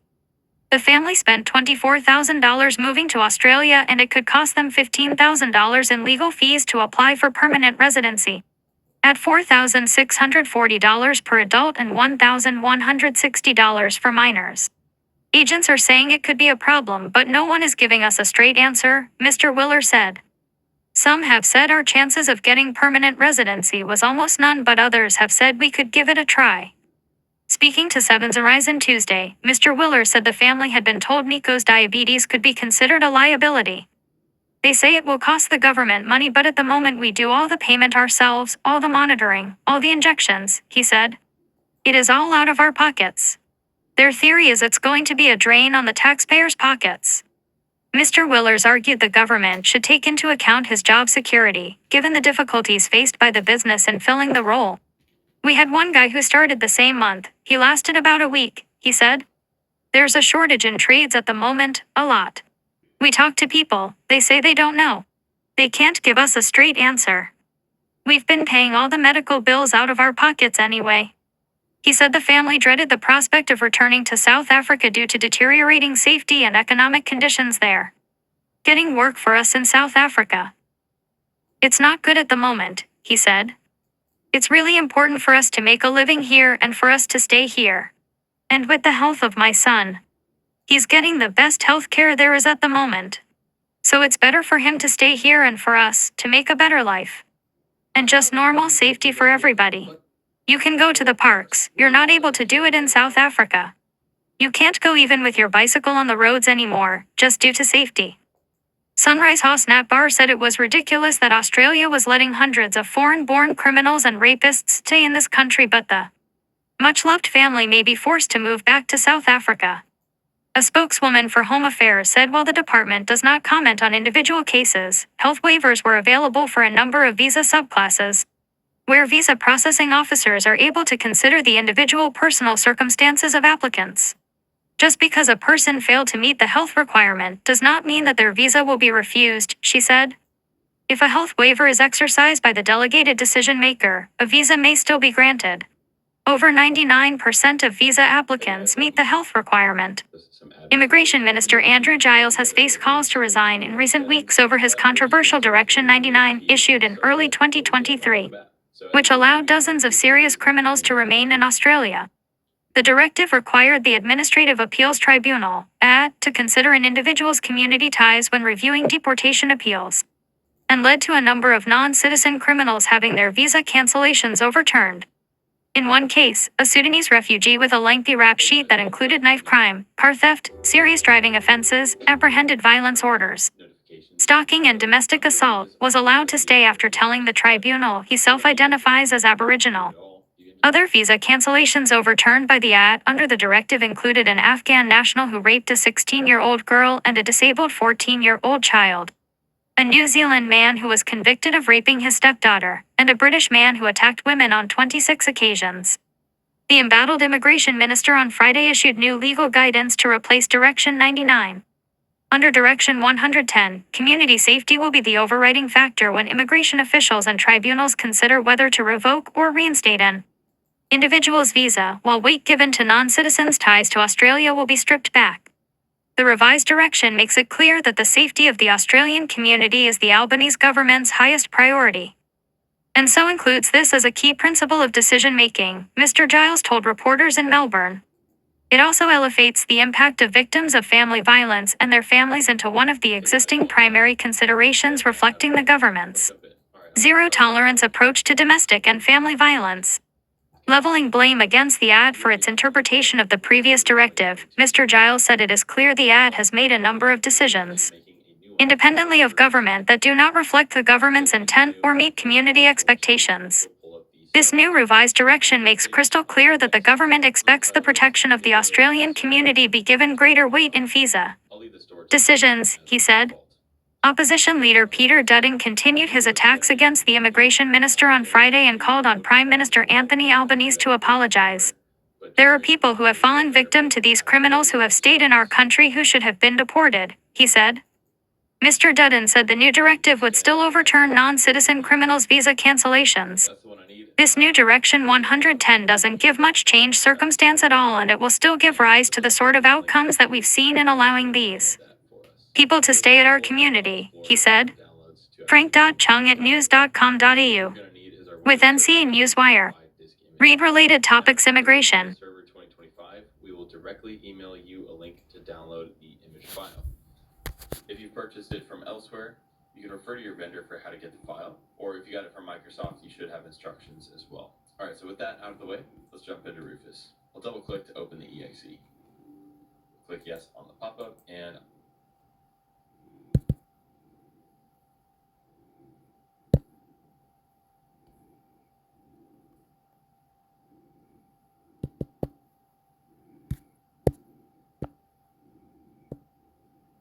Extremely unsettling. Fears for the Paris Olympic Games in the wake of France's snap election. News.com.au, Australia's leading news site. The world's focus will be on Paris within weeks as the Olympics get underway, with an unprecedented opening ceremony involving a flotilla of barges carrying athletes down the iconic River Seine. But the spirit of positivity and unity that underpins the Games is now at threat after French President Emmanuel Macron called a surprise snap election to be held just weeks before. There are now concerns about everything from national security to transport infrastructure, with the outcome of the parliamentary vote looking shaky and unlikely to result in a clear majority. That raises the risk of civil unrest at a time when Paris is hoping its 2.1 million residents come together to welcome the world to its city. Mr. Macron dissolved parliament on Sunday in the immediate aftermath of the resounding victory of far-right candidates in the European Union parliamentary vote. France's ultra-conservative party National Rally surged to victory, winning 31% of the vote, more than double Mr. Macron's centrist alliance. I have heard your message, and I will not let it go without a response, Mr. Macron said in a televised address. France needs a clear majority and serenity and harmony. Mr. Macron said he would not resign himself to the far right's progress everywhere in the continent. The country now heads to the polls in 2 rounds, on June 30th and July 7th. The Paris Games begin on July 26th. Paris Mayor Anna Hidalgo said she had difficulty understanding why the president chose to call a snap election just weeks before the Olympics. Like a lot of people, I was stunned, Ms. Hidalgo said on Monday. A dissolution just before the Games, it's really something that is extremely unsettling. Impact of election unclear. There are concerns that a change of government, or worse, an unclear result, could leave crucial services like transport and interior security unattended. The vote could lead to political instability in the event of another hung parliament in which no party wins a majority. or a seismic change if the far-right National Rally Party of Marine Le Pen emerges as the biggest party nationally, France 24 reported. Any civil unrest over the results could also cast the French capital in a negative light as Olympians and fans from across the world arrive. Last year, violent riots broke out across the country after a French-Algerian teenager was shot dead by police in a housing estate on the outskirts of Paris. At the height of the unrest, hundreds of tactical officers swarmed the popular tourist strip on the Champs-Élysées in central Paris as angry mobs gathered. David Roizen from the Jean Jaurès Foundation told the AFP that fresh unrest surrounding the election could detract from the positive and united spirit of the Olympics. It risks ending the positive dynamic, meaning that people only talk about the Olympics from a security perspective, Mr. Roizen said. There are already concerns over security arrangements for the opening ceremony, to be held on open-air boats on the River Seine. Some trade unions have also threatened to strike during the Games, which has the potential to throw the city into chaos. But Paris 2024 boss Tony Estanguet said his team is more determined than ever to make the Games a resounding success. There were around 10 elections since we launched the candidacy for the Olympics, and we understood how to work with the public actors, Mr. Estanguet said. And the International Olympic Committee President Thomas Bach denied the election would impact the Games. France is used to holding elections, they will do it one more time, Mr. Bach said. There will be a new government, and everyone will support the Olympics. Sports Minister Amélie Oudéa-Castéra could be out of a job by the time the opening ceremony is held, but said politicians must unite behind the Games. We have waited a century for these Games, Ms. Oudéa-Castéra said. It's crucial that our country takes care of its image and the message it sends to the world at a time when it is welcoming athletes from all over the globe. Macron's mega political gamble. Mr. Macron's announcement came as a dramatic surprise to political pundits across France and Europe. He is just 2 years into his second term as president. His party doesn't have a majority in parliament and governs under an alliance. The risk of a vote of no confidence after the EU Parliament vote loomed large. National Rally leader Marine Le Pen said the party is ready to take power if the French give us their trust. We are ready to exercise power, to end mass migration, to prioritize purchasing power. Ready to make France live again, Ms. Le Pen told a crowd of supporters in Paris. The party's platform includes holding a referendum to crack down on immigration, banning the wearing of headscarves in public, repealing birthright citizenship, and withdrawing residency for migrants who are unemployed. It has also pledged to remove income tax for French workers aged under 30 and to increase the pension and allow early retirement at 60 for those who've worked for 40 years. A political poll taken on Monday indicates National Rally would win between 235 and 265 seats in the parliament, up significantly from its current 88 seats. That would leave it short of the number needed for an absolute majority, 289. The Toluna Harris Interactive Poll for Challenges, M6 and RTL found Mr. Macron's centrist alliance would see its seats half from 250 currently to between 125 and 155. We're still in shock, Emmanuel Pellerin, a member of Mr. Macron's Renaissance Party, told Reuters. Everything points to the RN winning a relative or absolute majority. But that forces the French to think about what is at stake. Regardless of the outcome, Mr. Macron will remain president for another 3 years as presidential elections are held separately. In a post on X, formerly Twitter, the morning after his bombshell announcement, Mr. Macron wrote, "I have confidence in the ability of the French people to make the fairest choice for themselves and for future generations. My only ambition is to be useful to our country that I love so much."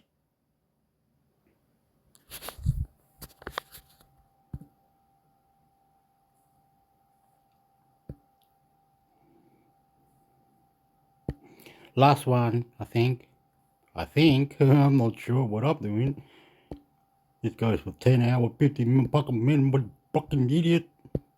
The federal opposition is still grappling with the politically tricky issue of subsidies for the car industry. The coalition currently supports industry assistance, although it wants to cut the amount the government gives by $500 million. Labor's accused the opposition of planning to rip the heart out of the industry. The opposition's resources spokesman Ian Macfarlane and its industry spokeswoman Sophie Mirabella have recommended the coalition rethink that cut. But some of their coalition colleagues colleagues believe the industry should stand on its own legs. Ian McFarlane says the coalition will now conduct a separate review of industry assistance to help it make a final decision on its policy. He's speaking here to our reporter Stephen Jedgetts. It is likely that the Shadow Minister, Sophie Mirabella, will instigate an inquiry within the industry as to what the coalition position will be. There is no doubt that the car industry in Australia is at the crossroads. What sort of industry would we see, though, if you did withdraw all government investment? Isn't there a realistic chance that it would simply collapse entirely? There is a realistic chance that it will collapse entirely. If we look across the world, most governments support their car industry, and in the case of the Australian industry, it does need a significant redirection. We currently see large rear-wheel drive vehicles being produced in Australia and the sales numbers plummeting. We need a global car in Australia that not only competes against imports, but also allows us to export into that global market. Are there significant tensions, though, in the coalition over this? After all, one of your own colleagues, Mal Washer, has reported today saying that the handouts are, quote, bloody stupid, whereas other Liberal MPs have said that co-investment's necessary. Well, this is the debate the coalition will have under Sophie Mirabella's guidance, and on that basis, we need to make a decision as a coalition as to whether or not we support a long-term car industry in Australia. For those economic rationalists, I'd urge them to consider the car industry is our most sophisticated manufacturing industry. It is the basis of 50,000 jobs in Australia. Can you understand the frustration of your colleagues, though? Some will argue that there have been billions of dollars put into this industry over a number of decades now, and yet the appetite for government investment, for government money, for taxpayer money, never seems to flag. If government is to be involved, then it needs to be involved in a very strategic approach where taxpayers' dollars are reaping a return for the country. If we do that, then there's every justification for government to continue to support the industry, particularly in the face of other governments placing far more significant support into their industry. And the Americans are probably the classic example of that, where literally billions and billions of dollars have been spent keeping that industry afloat in America over the last 3 years. But if that sort of investment is required simply to compete, isn't that perhaps a sign that we should simply get out? Well, I'm not suggesting billions of dollars, but I am suggesting that the industry is an important industry. It is a strategic industry, and on that basis, we should have the debate. I have only one view, and the coalition may in the end arrive at a different one, but the real issue is there needs to be a debate about whether or not we continue to have a car industry in Australia. The opposition's resources spokesman Ian McFarlane speaking to our reporter Stephen Jedgetts.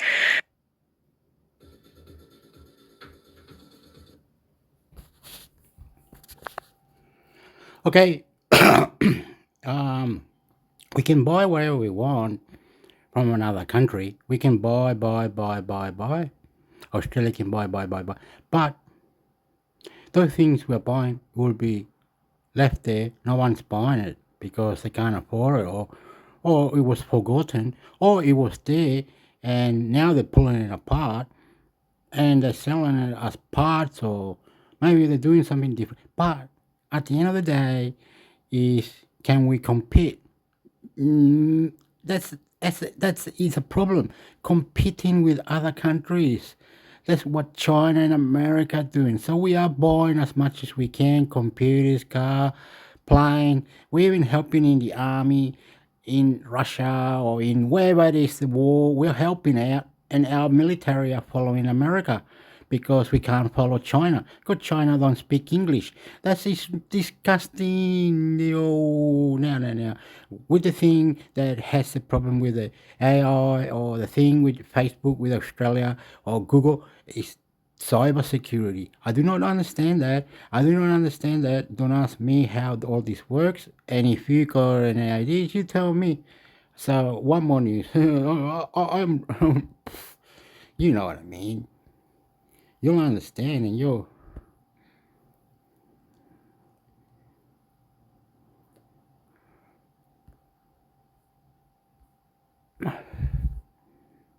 Why isn't it replying? What's going on?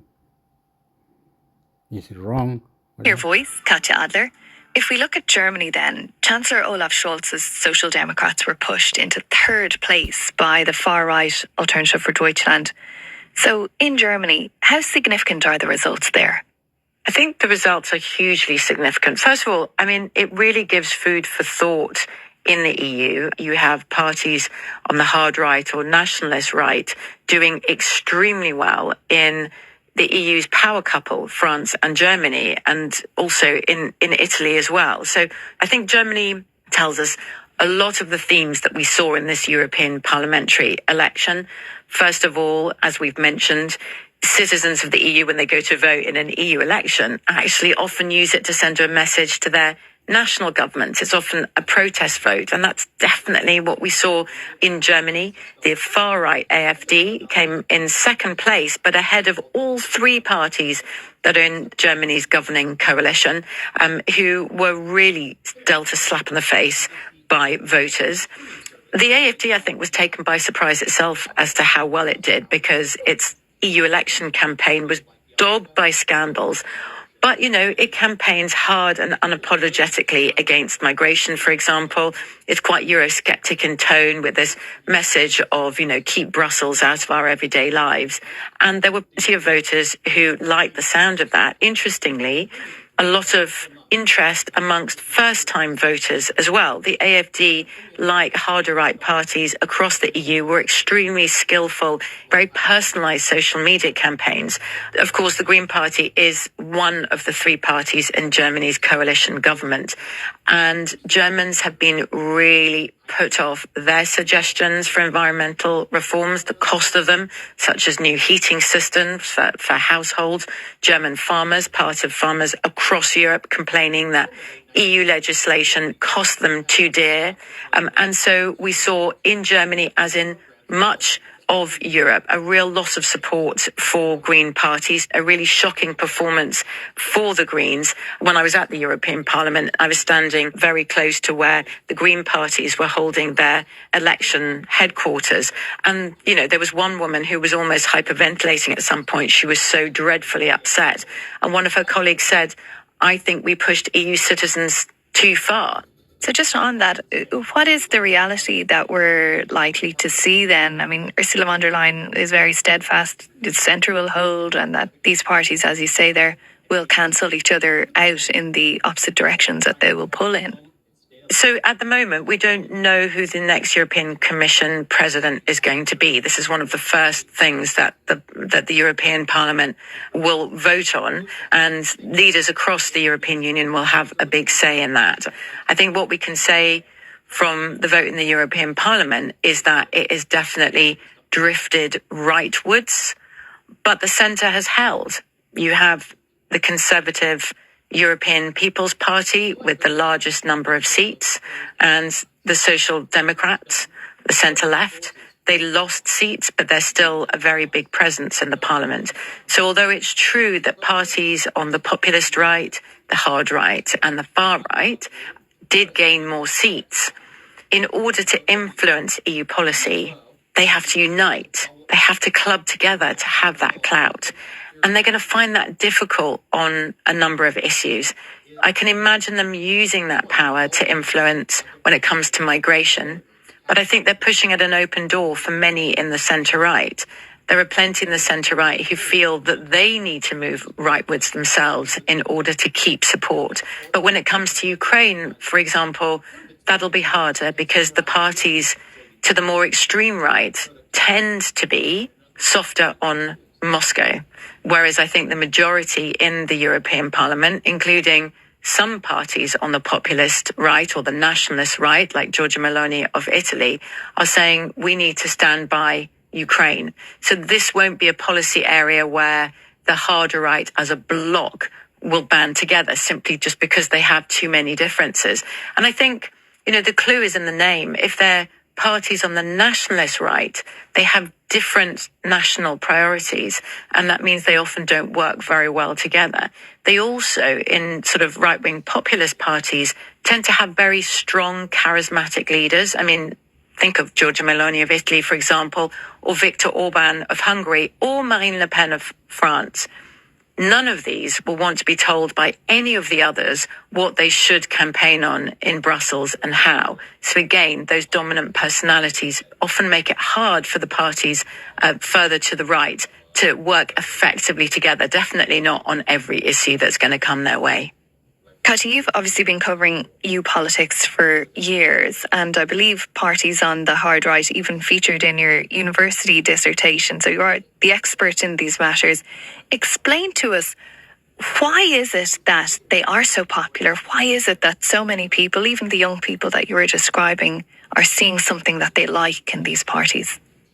I think we live in quite frightening times. You know, we're told that China is lowering at the door, that Russia wants to upend the security order in Europe. We've had the cost of living crisis on the back of Russia's full-scale invasion of Ukraine, you know, with inflation. You have a lot of European voters worried about migration. I think many sort of feel really exposed. And of course, you know, we're not far off that COVID-19 crisis, that huge health scare that cost so many lives as well. I think what parties on the populist right and left tend to do is offer simpler answers, but most of all, they lend an ear, or at least they appear to lend an ear. I mean, I do remember, I studied languages at university. One of them was Italian, and I wrote my Italian dissertation about former Italian Prime Minister Silvio Berlusconi, who was the first in modern day Europe to jump into bed with parties on the hard and the far right.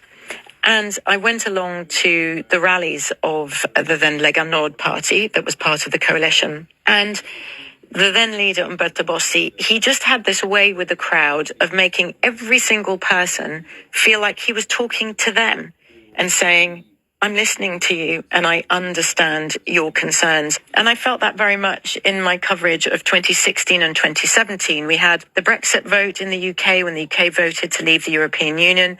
Donald Trump was elected as US president. And it was a time in the US and across Europe of gut politics and identity politics, with people wondering, who am I? What does it mean to be French? What does it mean to be Italian? What do I want for my country? What do I want for my children? And I think we're in a time that's similar again. So if you have a politician who tells you they understand and who tells you they're listening and who tells you they're going to change things and have the answers, that's your appeal. And that's also why parties of the centre are now thinking, we're losing votes to these populists. Populists, I'm often attacked in my job when I use the word populist as if it's a derogatory term, but I use it simply for what it is. They're popular. They're talking to the populace. They're talking to the people and saying, we understand your language. And after bleeding out support to these sort of parties across Europe, finally the parties of the centre started saying, I think we need to start using this language. I think we need to start being more clever about using social media. I think we should start using that type of language on the kind of hot button issues that really get voters hot under the collar. That's why you're seeing the centre right borrowing from that playbook. And of course, this is often a criticism. We don't mention the hard left or extreme left, which also garners votes and can use populist language as well, of course. But again, the trend that we're seeing in Europe right now is definitely rightwards.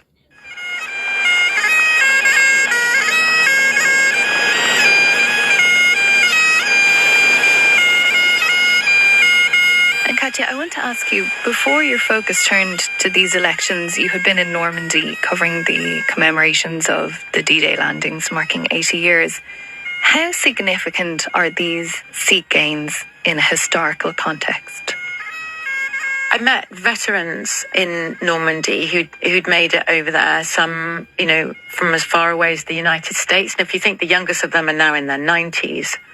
And what a lot of them said is, why is there all this talk of war? Why is there all this talk of extremism? Why aren't we talking about peace? And of course, you know, they sacrificed so much and so many lives were lost in the pursuit of peace in Europe. And it was out of the ashes of Europe that the European Union arose. But I think that the peace that was delivered then clearly isn't lasting forever. We have war back on this continent. to an extent not seen since 1945. And the tone of political discourse has changed as well. That cordon sanitaire, that shunning of parties on the hard right or the far right, the extreme right, the nationalist right, that has been gradually crumbling.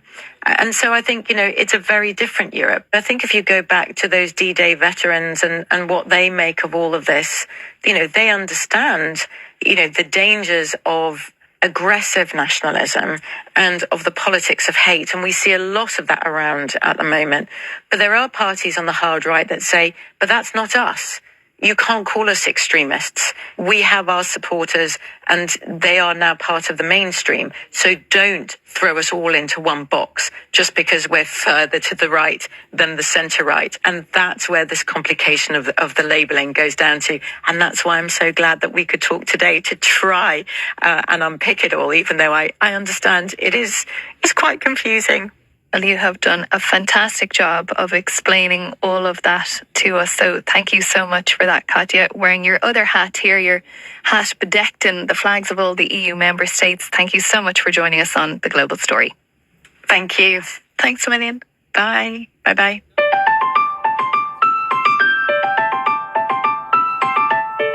And of course, thanks so much to you for listening. We're back at the same time each weekday on the BBC World Service, and you can also listen as a podcast.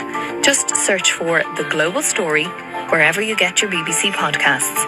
If you want to get in touch, you can email us at theglobalstory@bbc.com. Wherever you're listening in the world. Bye-bye. Okay, we have to go now. We have no time. I'm in the mix sector in Australia. This is how the news. Look, he said ABC News Radio, and it goes all around the world, right? It's because it goes all around the world. Does it really matter that it goes around? Is it always going to be what's going on around the corner? People are struggling paying rent. People are struggling to live. People are struggling in everything. I speak Spanish. I'm from Chile. I haven't been there for 34 years. Now we have to cut it. I'm in the Mix Sector YouTube channel. Subscribe. Adios, amigos.